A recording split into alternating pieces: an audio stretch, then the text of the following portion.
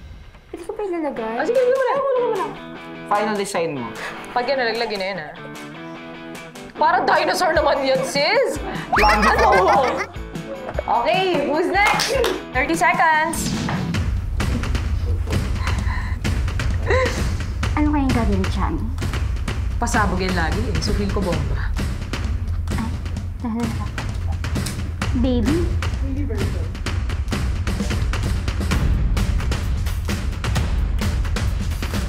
Ano yan? Ano to? Sige, hulaan natin. Pati ikaw, Ate Jerry. Hulaan mo rin. Babies, 3. Triplets. Ano yan? Abstract. Last 10 seconds. So, triplets. I'm done. Okay, ano yan? Please explain it. Ano ba? Triplets. Nagbakasyon tayong besties. Higa tayo. Ako, Main, Chichi. Besties! So cute! Galing! Game ba? Game! Game na. Good luck, bestie. Timer starts now. Game? Nakakainis kayo. Last. Wala pa. Wala pa. Ang galing! Wala pa ba? Ay! Taray! Hinalang! May pakanto! Gumamit agad ng pangmalakas ang mahabang towel. Oo!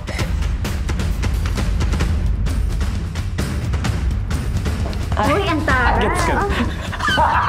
Parang may idea. Parang may idea ako. Bigyan ko lang ang tama at idea ko. 45 seconds. Okay. Ang luwag yun. Jim? Oh my God! Okay. Bilis kayo! Dali! 9 5 4 3 Time's up! Okay. Ano masasabi mo, Ate Jeremy, sa mga ginawa namin? True. Totoo. Yung kay Chichi muna. Chichi mo. Yung sa akin po. Elephant. 8 po. Ay! Ang taas! Ang taas! Konti, kaya-kaya po yan. Chubby! 10.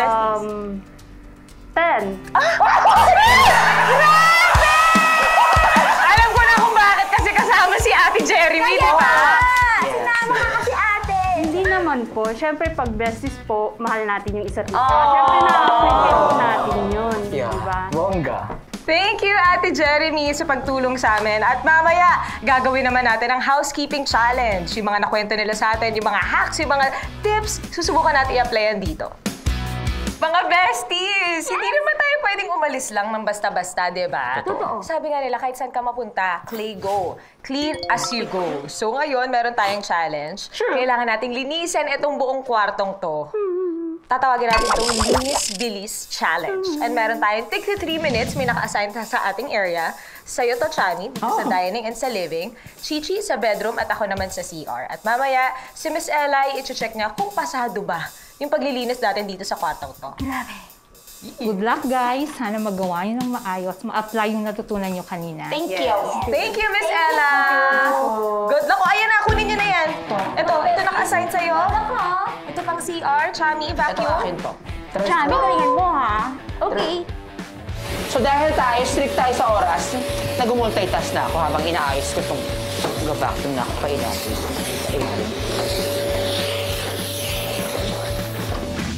Okay.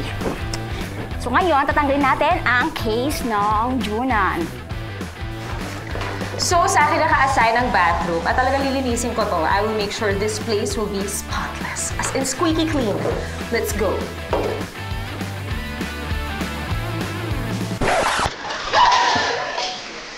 I'm such a fail! Diba yan? Minus points.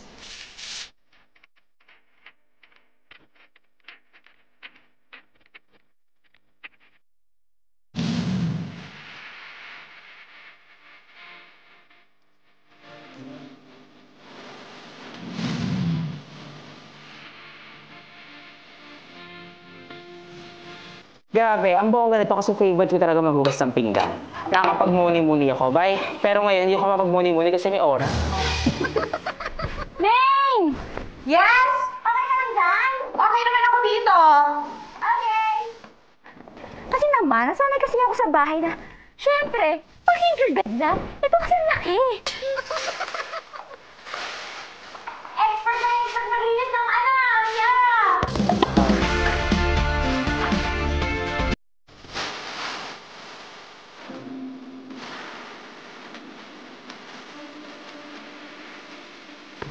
Perfect! Galing ka talaga magtalo. O, diba? Ang galing. Ayun naman, next station, guys.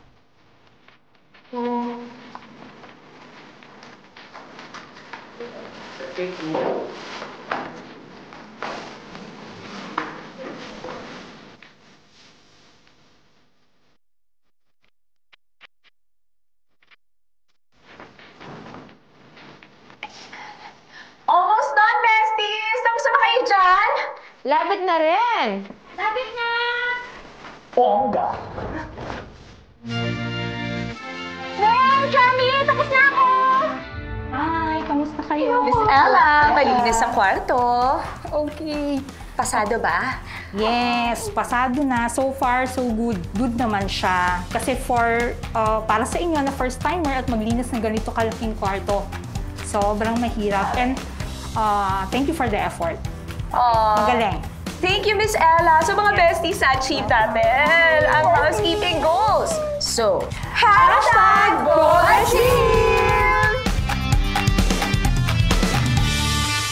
So besties, how was the housekeeping experience? Bongga. Bet ko siya. Bongga, pero ang hirap pala siya, no? Kanina, habang titignan ko si ate paano mag-ayos ng kama, akala mo, napakadali. Pero nung ginagawa ko siya kanina, nung parang pagtanggal ng bedsheet, hingal na hingal talaga ako. Selfie nung hingal na hingal. Parang bumerang. Ako naman, di ba sabi sa inyo, may experience na ako. Nag-work na ako sa hotel before. So, bago ako mag-work sa hotel, ako talaga pag nasa hotel, nagbakasyon, malindad mo lang din. Yung kalat dito, kalat dyan, kalat doon. So, parang dati, before, di ba, yung parang baliwala. Pero nung nag-work na ako sa isang hotel, tapos marami na ako naging friends na housekeeper, mga ganyan. So, mas naintindihan ko yung hirap talaga ng pagiging housekeeper. Same as what you mentioned, na-realize ko din na mahirap talaga yung trabaho ng housekeeping staff. Actually, mahirap mapunta doon sa line of work na to, yung career na housekeeping kasi hindi lang siya basta-basta paglilinis. Tulad ng sinabi ko kanina, yung sarili nga nating kwarto, minsan tinatamad pa tayong linisin. Tapos sila, they do it for a living as career talaga. So on a regular basis nila ginagawa. And hindi lang siya yung basta-basta talaga na, yung sinabi mo kanina, na-experience din naman natin na kung paano mag-make ng bed, kung paano mag-linis dito. And sobrang dami nilang responsibilities. Hindi lang siya basta-basta paglilinis and duty rin nila to make us feel comfortable. Kasi parang ako, every time mag-check-in ako sa hotel, parang na-establish yung first impression ko dun sa establishment sa hotel na yon. Once I step on the lobby until I get to the room. Kasi dun mo makikita kung malinis ba talaga yung kwarto. Parang sa akin, more than 50% of the reputation of the hotel dun sa kwarto talaga. Correct. And dahil yun sa mga housekeeping staff, and hindi lang basta-basta linis, talaga minimake sure din nila to make our stay comfortable. Parang it's one of their duties to make us feel at home. Para siyang home away from home. Diba? Dapat ma-feel natin na comfortable tayo, hindi natin ma-feel na unsafe tayo doon. And yun, sobrang linis lang ng kwarto. So, na-achieve naman natin lahat. Yes. And feeling ko, ma-achieve pa rin. Kasi na-achieve natin lahat. At pasado naman kay Miss Ella. So, #GoalAchieve! Bukas sa pagtatapos ng ating hotel staff goals, event planning naman tayo. Curtain, circle, silver. Silver wedding anniversary, thank you. Ilan pong mabibigay niyo pong waiters sa akin? Mga gwapo rin pong waiters. Pag babae po, alisin niyo.